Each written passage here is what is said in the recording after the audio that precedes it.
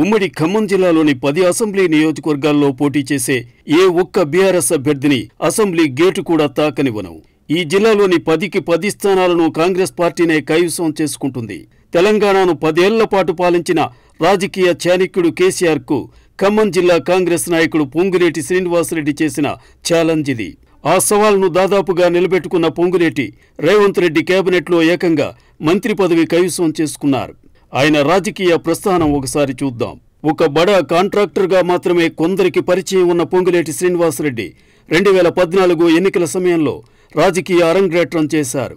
తెలంగాణ వచ్చిన తరువాత జరిగిన తొలి ఎన్నికల్లో అందరూ టీఆర్ఎస్ లేదా కాంగ్రెస్లో చేరేందుకు ఆసక్తి చూపారు. పొంగులేటి మాత్రం వైఎస్ఆర్ కాంగ్రెస్ పార్టీ తరపున ఖమ్మం ఎంపీగా పోటీ చేయడమే కాదు, ఘన విజయం సైతం సాధించారు. ఆయన విజయంలో పార్టీకి ఉన్న గుర్తింపు కంటే వ్యక్తిగత చరిష్మా పనిచేసిందని అందరూ చెప్పుకుంటారు.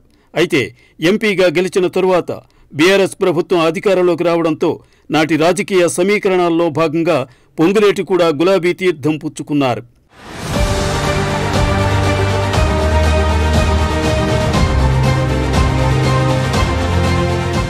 సీఎం కేసీఆర్ ఆహ్వానం మేరకు టీఆర్ఎస్లో చేరినప్పటికీ 2018 ఎన్నికల్లో ఖమ్మం ఎంపీ టికెట్ను పొంగులేటికి కాకుండా నామా నాగేశ్వరరావుకి ఇచ్చారు.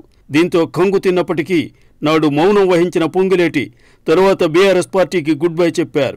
బీజేపీకి వెళ్లాలనుకున్న పొంగులేటి అభిమానుల సలహాతో కాంగ్రెస్ తీర్థం పుచ్చుకున్నారు. కాంగ్రెస్లో చేరడంతోనే ఈ బడా కాంట్రాక్టర్ సంతృప్తి చెందలేదు.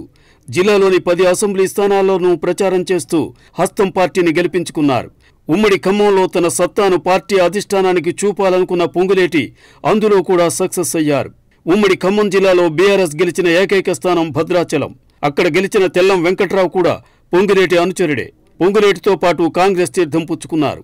కానీ భద్రాచలం సిట్టింగ్ ఎమ్మెల్యే పొదెం వీరయ్యకే కాంగ్రెస్ మళ్లీ టికెట్ ఇస్తుందని తెలుసుకున్న తెల్లం వెంటనే బీఆర్ఎస్లోకి జంప్ చేసి ఆ పార్టీ తరపున విజయం సాధించారు. మొత్తానికి పొంగులేటి లెక్క ఒక్క సీటుతో తప్పినా లక్ష్యం మాత్రం నెరవేరిందనే చెప్పొచ్చు.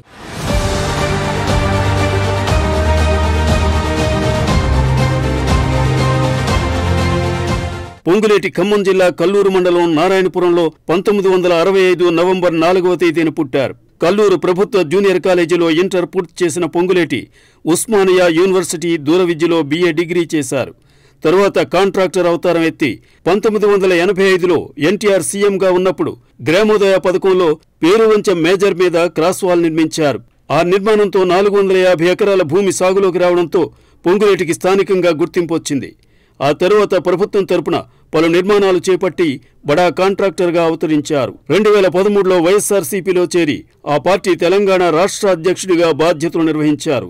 2014లో ఖమ్మం లోక్సభ సభ్యుడిగాను ఎన్నికయ్యారు. ఏకంగా సీఎం కేసీఆర్కే సవాల్ చేస్తే ఆ పెద్దాయన ఊరుకుంటారా? పొంగులేటిని ఆర్థికంగా దెబ్బతీసేందుకు చేయాల్సిన ప్రయత్నాలన్నీ చేశారు.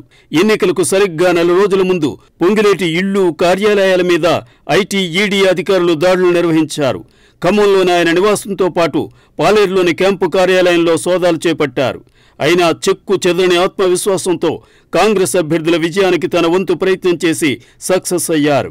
తన కుటుంబానికి ఏకంగా 434 కోట్ల రూపాయల ఆస్తులున్నాయని ఎన్నికల సందర్భంగా దాఖలు చేసిన అఫిడవిట్లో పొంగులేటి పేర్కొన్నారు. ఆర్థికంగా బలంగా ఉండడం వల్లే పొంగులేటి కేసీఆర్కు సవాల్ చేశారని, సక్సెస్ కూడా అయ్యారని ఆయన అభిమానులు చెబుతున్నారు.